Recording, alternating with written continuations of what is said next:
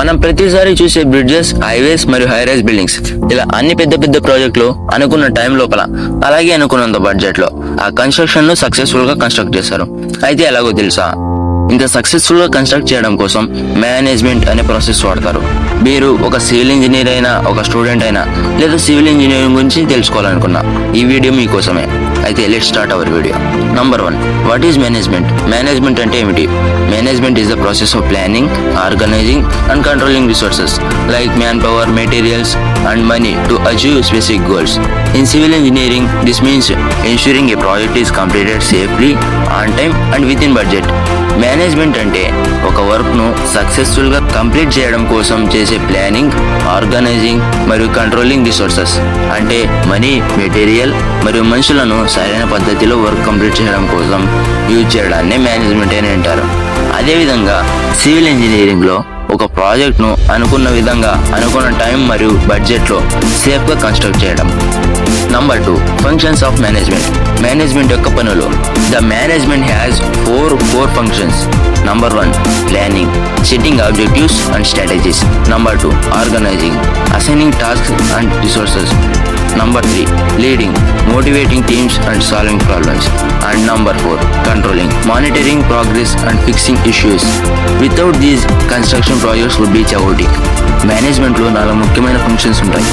Number 1, planning, goals మరియు స్ట్రాటజీలను set చేసుకోవడం. Number 2, organising, పనులు మరియు రిసోర్సెస్ ఎవరికి ఇవ్వాలో ప్లాన్ చేయడం. నంబర్ 3, లీడింగ్, టీమ్ని ఇన్స్పైర్ చేయడం, సమస్యలు సాల్వ్ చేయడం.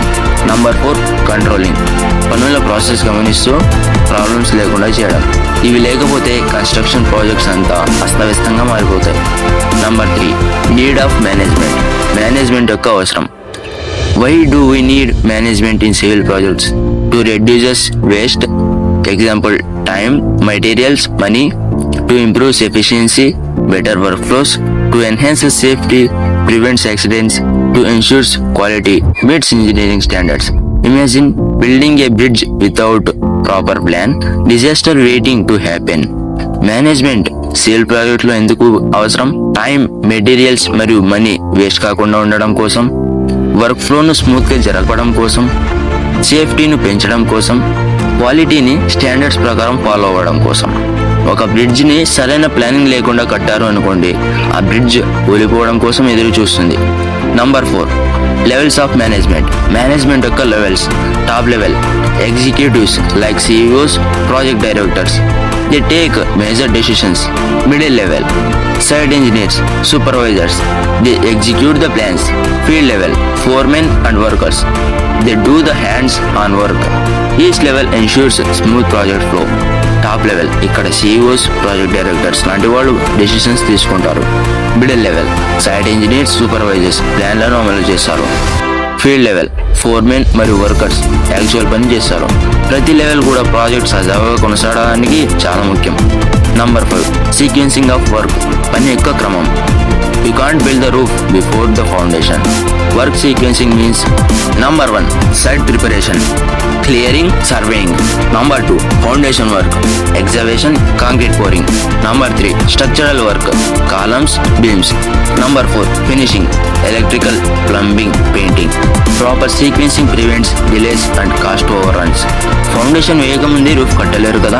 వర్క్ సీక్వెన్సింగ్ అంటే నంబర్ 1, సైట్ ప్రిపరేషన్ అంటే సైట్ క్లియర్ చేయడం, సర్వే చేయడం. నంబర్ 2, ఫౌండేషన్ వర్క్, ఫౌండేషన్ కోసం తవ్వడం, కాంక్రీట్ వేయడం. Number 3, structural work, columns, beams construct చేయడం. Number 4, finishing, electrical, plumbing, painting లాంటివి చేయడం. ఇలా సరిగ్గా ఆర్డర్లో పనిచేసే డిలేస్, ఎక్స్ట్రా కాస్ట్ తగ్గిపోతాయి. Conclusion. So management is the backbone of every successful civil engineering project. Without it, we would have unfinished buildings, wasted resources and unsafe sites. So this is all about management. Share your opinion to me in the comment box. If you found this is useful, smash the like button, subscribe and hit the bell icon for more engineering insights. See you in the next video.